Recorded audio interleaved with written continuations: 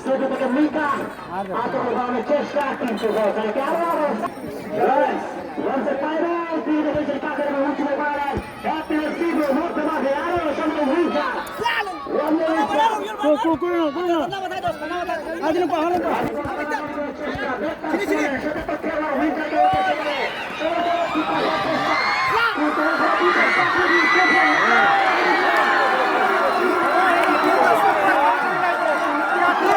গোল ইসলা ছড়া আরেকটি গোল, ইসলা ছড়া আরেকটা গোল।